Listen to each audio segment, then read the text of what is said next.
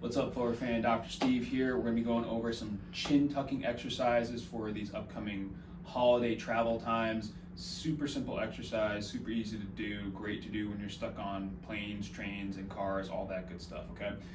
Ideally, you can do this sitting or standing. If you're doing it sitting, if you have something that will help support your middle to upper back, that's ideal too.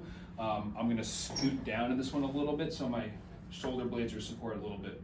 So with this position, we're going to do it from the side so you can see my chin moving. I'm going to use my finger as a reference. I'm going to put it on my chin and I'm going to tuck it straight back. Super fun to do in public, but basically what I'm going to do is make sure I get to this very end of the range of motion. It should feel like the muscles in my neck are working. With that tuck, I'm going to extend a bit right to where I hit a stiff point, and I'm going to pause there for a second or two, and I'm going to relax everything. We're going to go through repetitions. Tuck and tilt to where you feel some stiffness. Spend a second there. Relax. The tuck is really, really important because we want to make sure we remove as much movement as possible from the middle to upper part of our neck, and we want to make sure that the tilt or the extension is coming from the bottom half of our neck, right where we typically feel that tightness or tension, stiffness come on. So again, tuck to take out the top half.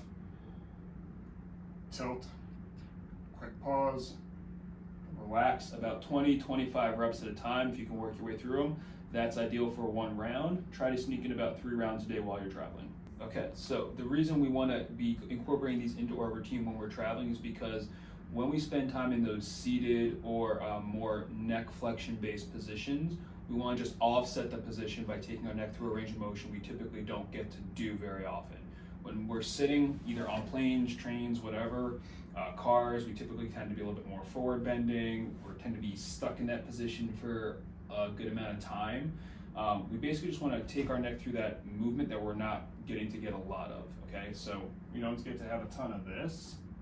We don't get to have a ton of full rotation, and we don't really get to have a ton of full lateral bending, okay? You can technically use this exercise for any of those directions, especially if you notice you happen to be having neck pain more to one side versus the other. So like if I was having some neck pain at the base of my neck but also spilling out over my trap, what I could do is effectively tuck my chin, keep that tuck position, and then do a little bit of a bend to the side, same side that's painful, come out of it, do some repetitions, and gradually work our way through the tight, stiff, or painful position, trying to get more range of motion as we get. For a lot of people, the big motion is going to be tuck, tilt, and maybe a little bit of right side movement if that right side is your hang up side.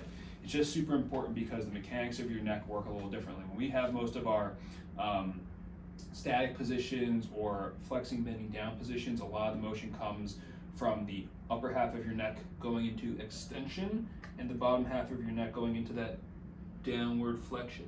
We don't really get to reverse it by having our upper neck go into a lot of flexion and our lower neck go into a lot of extension. We're basically just balancing out the time of the positions, trying to decrease that irritation, decrease that sensitivity, and make you move nice and comfortably for the holidays.